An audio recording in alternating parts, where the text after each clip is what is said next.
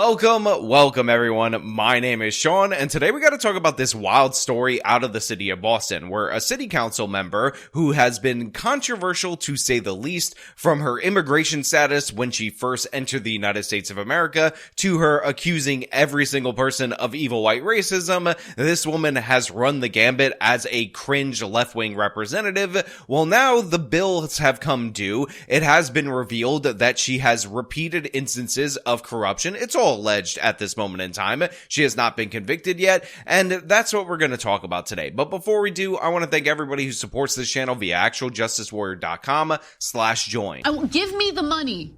Give me the money, okay? A Boston City Councilor facing federal charges arrested by FBI agents this morning after she was indicted in an alleged kickback scheme. So yeah, this appears to be, as of right now, a very straightforward case of corruption. This woman was using her office in order to do kickbacks. There's also allegations that she was hiring family members, which is a violation of the Boston City Council rules. And by the way, she had already previously been fined for this by the City Council, so the internal enforcement mechanisms were used against her, and now she appears to be caught up in a whole other kerfuffle, and none of us should be surprised. Also, what should be not surprising is that this woman, who apparently initially came to the United States of America illegally and got some sort of amnesty, has also been weaponizing her race repeatedly in city council in order to cast off all suspicion and whatnot. People are calling me and telling me, don't say anything, stay in your lane, be quiet, sit down, you will lose your seat, they won't vote for you, fight, don't fight. What the f*** do I have to do in this f***ing council in order to get respect as a black woman? And I'm gonna tell you, I'm not afraid of losing the votes.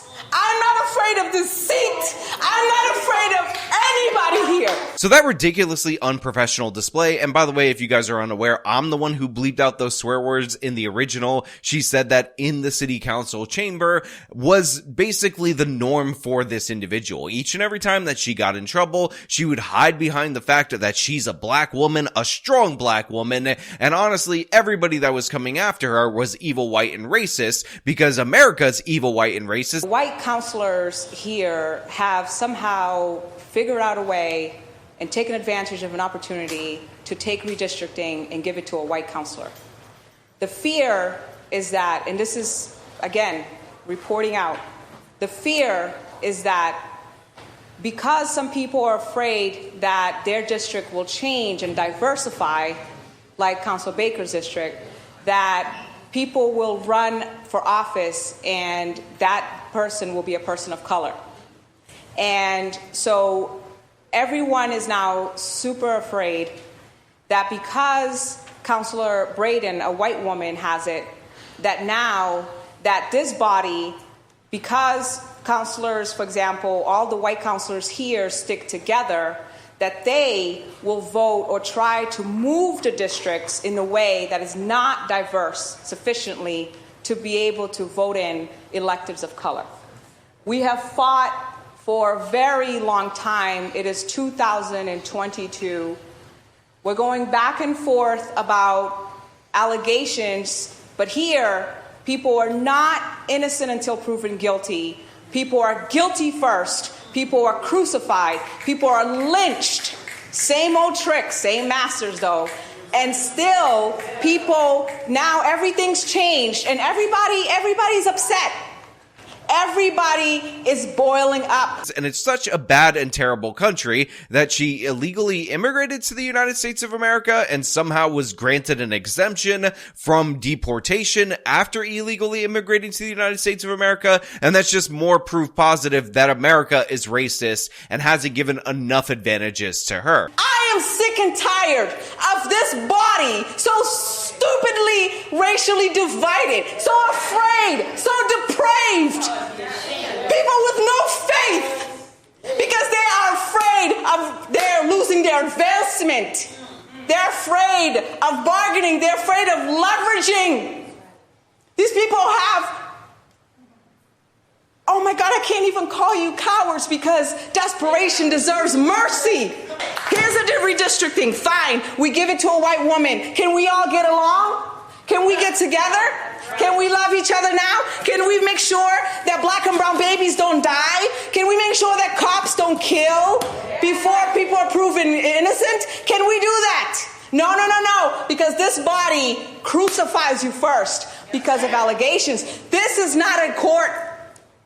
You don't get to crucify people before they're proven guilty. They're innocent until proven guilty. Now, after this, I will look forward to working with you because I have stamina. I believe, as Baldwin said, what you do, not what you say. Your votes here sometimes are racist. You move sometimes in a way that hurts my people. And then when I get up to stand up and talk, all she talks about is black stuff. As you should. I am here to represent every single black woman and man that suffers in the community. Now, of course, it is not surprising that people try to use the veneer of victimhood and virtue in order to cover corruption. It's just satisfying to point out what this woman was doing in order to cast off suspicion against her, and how that finally has stopped working, and how the bills have finally come due. Tania Fernandes Anderson is the vice chair of the committee that oversees government accountability here in Boston. She's also a member of the Criminal Justice Committee, but today she's facing crimes of her own. You know, there's a lot of people out there in the real world who believe that we all exist in a simulation, that everything is just too perfect, it's just too well suited, and the fact of the matter is there has to be some kind of computerized design because we just don't get enough variation in our world anymore, and it feels like the news cycle is kind of played out. But where do you go besides the real world, outside of the simulation, for something to be this absurd and ridiculous, this over the top and ridiculous, that a computer would never do it because they would think it's unbelievable? This woman is on two different committees. The first committee is about government accountability. This woman does nothing but avoid accountability for her actions as a government official. And the second committee that she is a part of is the Criminal Justice Committee, and she happens to be a criminal. How can you get more absurd than this? I don't even know. Maybe it's if you play all the different various speeches and ridiculous performative nonsense that she's done over the course of her career. God has my back. I am not afraid to not have political aside or any type of affiliations or connections.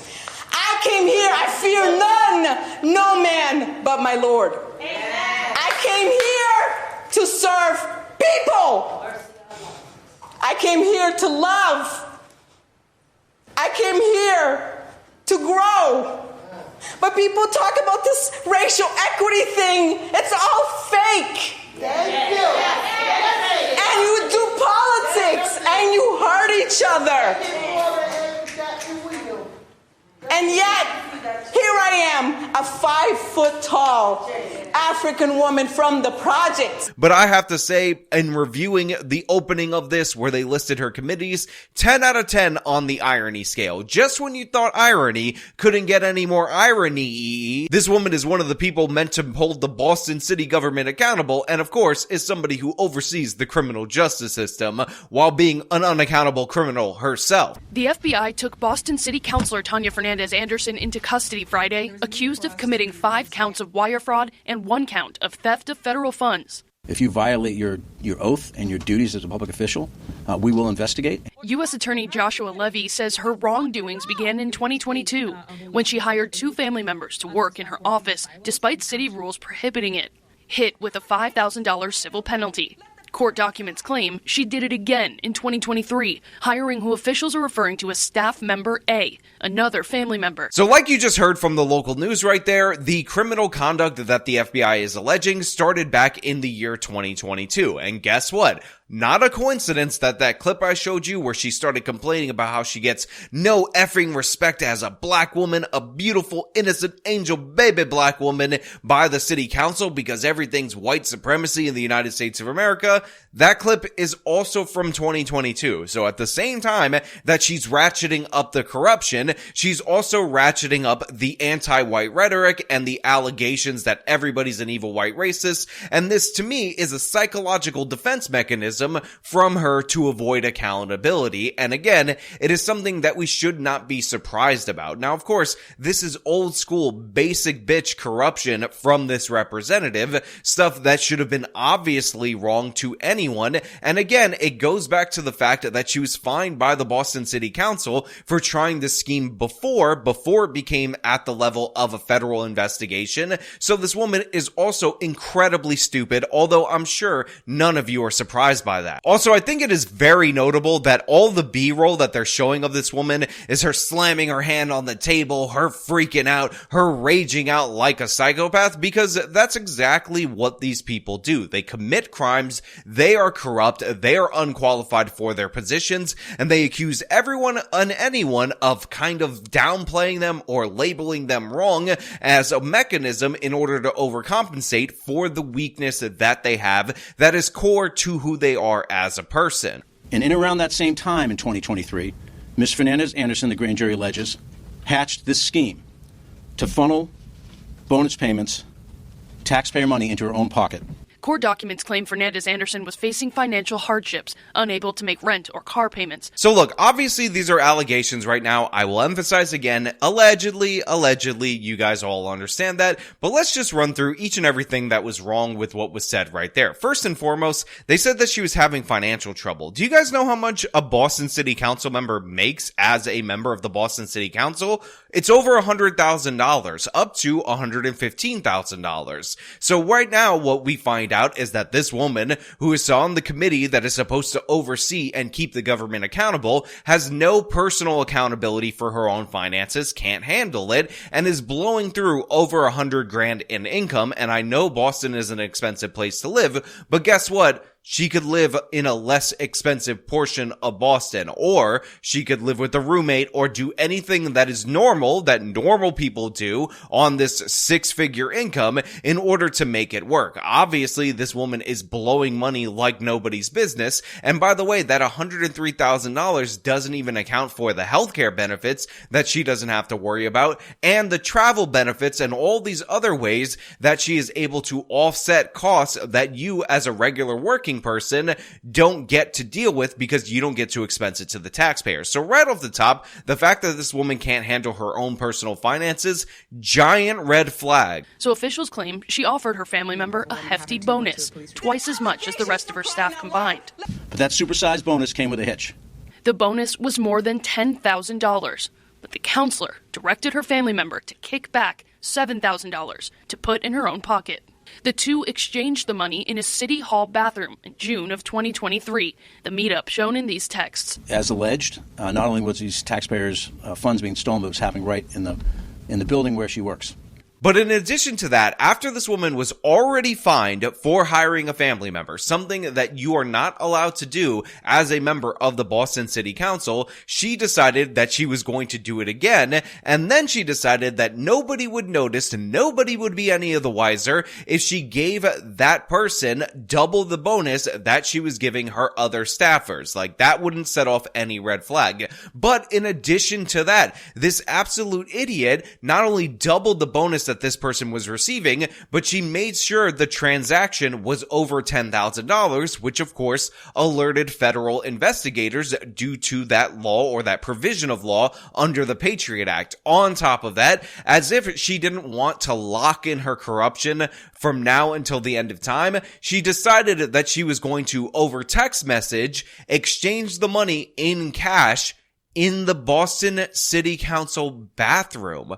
What the hell is wrong with this woman? How profoundly stupid can she possibly be? And make no mistake about it, this is not the only taxpayer dollars that she stole and tried to personally pocket. In a statement this week, the counselor denied the accusations, reassuring her constituents she is still committed to the job. Now, during her initial court appearance Friday afternoon, Fernandes Anderson pled not guilty to all 6 counts and was granted a conditional court release. During the 15-minute proceedings, Judge Donald L. Cabell appointed Fernandes Fernandes Anderson Assistant Federal Public Defender Scott Lauer to represent her, with the understanding that she may have to pay for service at a later time. Attorneys for the federal government did not protest Fernandes Anderson's release, with the conditions that she include a surrender of her passport and firearms. Her son, who is a member of the armed services, has at least one firearm at the house. The release conditions also include refraining from any contact with potential victims or witnesses in the case. Judge Capel explained that she cannot engage in any conduct that might be viewed as an obstruction of justice, or else it would imperil her release. Now look, these conditions of release are perfectly reasonable, and to be clear, she is accused of stealing somewhere between $32,000 and $100,000 depending on the reporting that you end up believing. I haven't gotten a good grasp of the solid number of what she actually would have pocketed versus the misappropriated taxpayer money to members of her family members. So when I get that clarified, I will be happy to clarify that for you. But I think it's rather funny that the judge explained to her that she can't do any of these things like witness intimidation and all of that because this woman has such a big ego. I think there's actually a significant chance that she will do that despite the warnings for the judge, and having this woman wait in jail pre-trial to me would be a chef's kiss on this. Again, criminal justice reformer, somebody who accuses everyone and anyone of racism. Turns out she can't control her own behavior, can't control her own finances, despite the fact that she's one of the people in charge of the finances of the city of Boston. The counselor denied the accusations, reassuring her constituents she is still committed to the job, writing, "I'm always transparent with you and always available. My job is to show up and fight for you, and I'll continue to do just that." Friday morning, Boston Mayor Michelle Wu asked the city councilor to resign. Well, Mayor Michelle Wu says Anderson should step down. She released a statement which reads, quote, "Like any member of the community, Councilor Fernandes Anderson has a right to a fair legal process, but the serious nature of these charges undermine the public trust and will prevent her from effectively serving the city. I urge Councilor Fernandes Anderson to resign." Now, again, she denies all these allegations, and she says she's still going to fight and represent all those constituents that she's there for and stealing from, wink wink. But the mayor has actually called for her resignation because it's looking pretty bad for this woman. Now, of course, I want to know what you guys think down in the comments below. If you like the video, show them by leaving a like, subscribe for more content, follow me on the social medias, support me via the support links in the description of the video. This has been me talking about another woke representative getting brought down by corruption charges. Till next time.